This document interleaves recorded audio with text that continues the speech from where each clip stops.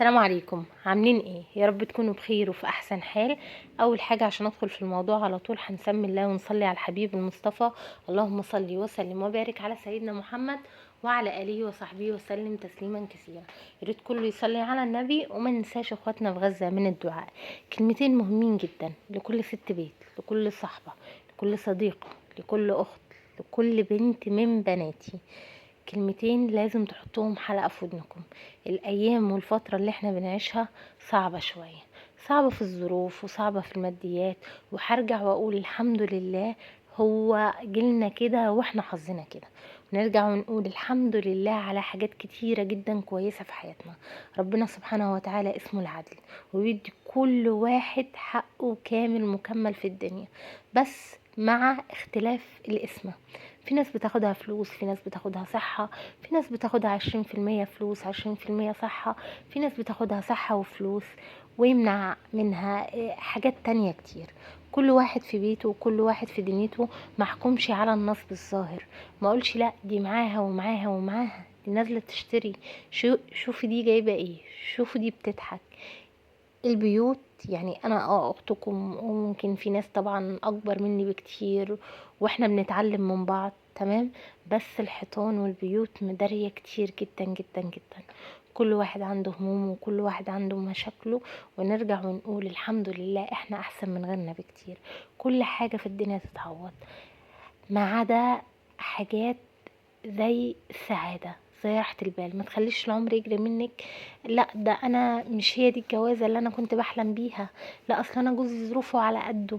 لا، لا اصلا انا كنت متجوزة وكنت بحلم وكان نفسي وكان نفسي.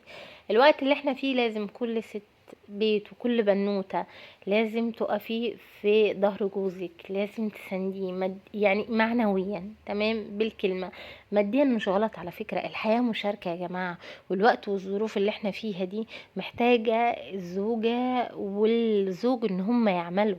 انا مش بقول ان الراجل ما يشتغلش وان الراجل يبقى اخلاقه سيئة، لا انا اقصد من ترضون دينه، يعني هو كويس وكل حاجة بس ظروفه المادية على قدها. من يعني ما يكونش ده مقياس ان هو مش كويس، لا.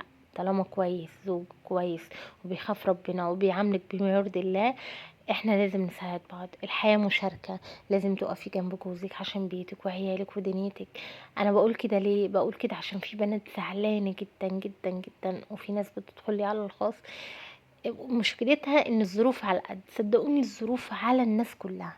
ده حتى يعني مش الشركات، ده حتى البلاد اللي هي يعني القوة المالية بتاعتها كانت جبارة كله تأثر.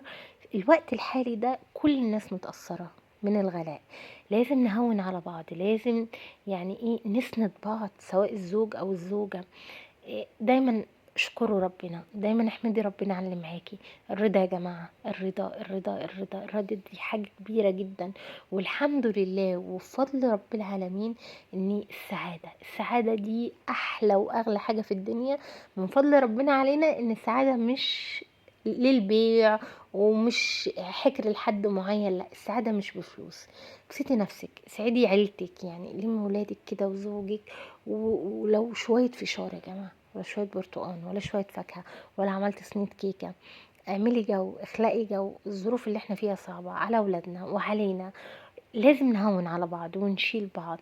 لازم نرضى، لازم نحمد ربنا، تمام. وعايزه اقول لكم على حاجه مهمه جدا جدا جدا. الواحد اكتشفها مؤخرا بسبب الاوضاع اللي حاصله في فلسطين وكده. اي نعم الواحد بيتجنب المشاهد دي لان هي قاسية جدا جدا على العين وعلى القلب، بس طبعا احنا مش ناسينهم من دعائنا. بس بيصادفك كم موقف كده بتقفي تتعجبي. يعني انا واحدة من الناس، يعني الحمد لله الحمد لله، ده بفضل ربنا. ربنا اللي بيربي ولادنا مش احنا اللي بنربيهم. بس الواحد بيجتهد ان هو يربي بناته كويس. بس انا اكتشفت ان احنا بنربي غلط، والله زي ما بكلمكم كده، بسبب المشاهد اللي في فلسطين. وشوية يعني مش شوية، دول ملايكة. يعني شوية حاجات بيوجعوا بس شوية مناظر القلب بيعيط بسببهم مش العين. بس انتي يعني بيحس ان الواحد ان هو صغير جدا. يعني في شوية اطفال طلعوا في فلسطين وهم بيتكلموا، انتي تقفي تاخدي الحكمة منهم. تقفي تتعلمي منهم. طبعا تسلم الاهالي اللي ربت التربية دي، لما طفل او طفلة 3 4 سنين بيتكلم في الدين وبيتكلم في الاحتساب، ايه ده؟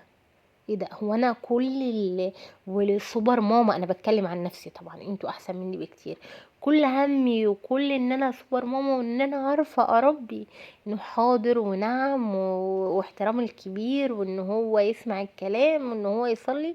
لا لا لا، الحاجات دي اساسيه، الحاجات دي زي الميه والهواء. بس في شويه قيم ومعتقدات من شويه اطفال، انا عن نفسي وقفت وتعلمتهم. لا، ده احنا بنربي غلط وغلط وغلط. الناس دي بتربي على السنة، الناس دي بتربي على الدين، الناس دي بتربي على الإسلام.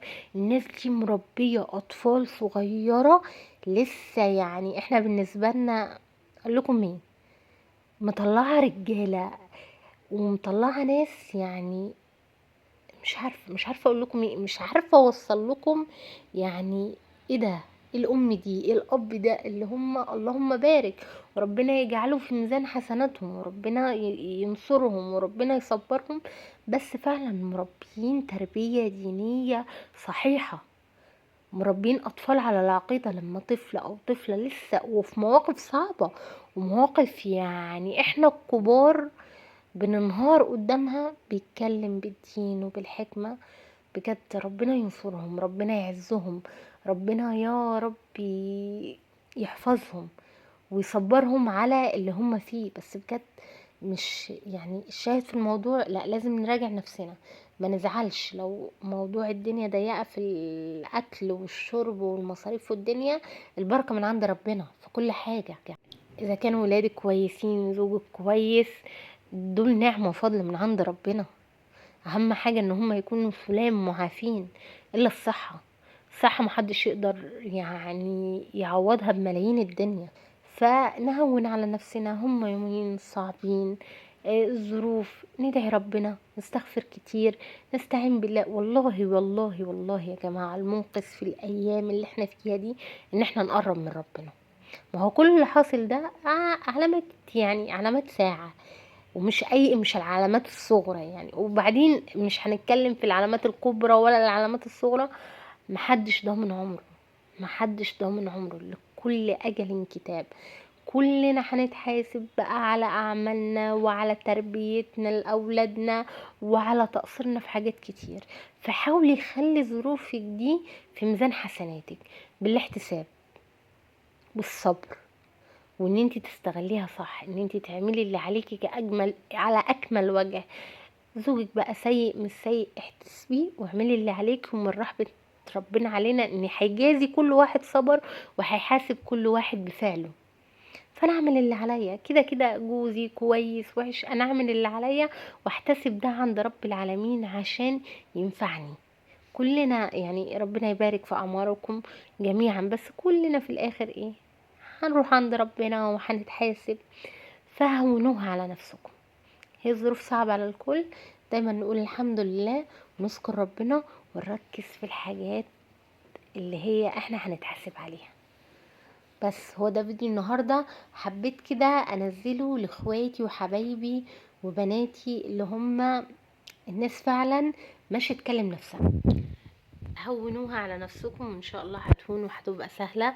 الحاجات اللي انتي حاسه ان هي غاليه واوفر، والله يا جماعه انا دايما بقول البركه من عند ربنا، وكل حاجه بنعملها في البيت احلى وانضف من بره بكتير.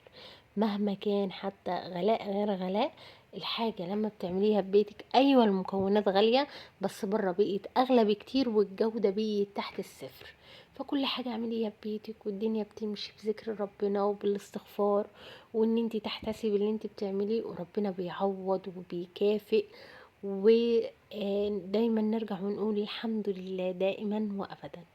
هو ده فيديو النهارده كده، كام كلمه لكام حد كده دخلي على الخاص. حاسه كل الناس متضايقه من العيشه ومخنوقه من العيشه والظروف، والله على الكل. زي ما قلت لكم، نحمد ونستغفر واحنا احسن من غيرنا، والحمد لله دائما وابدا.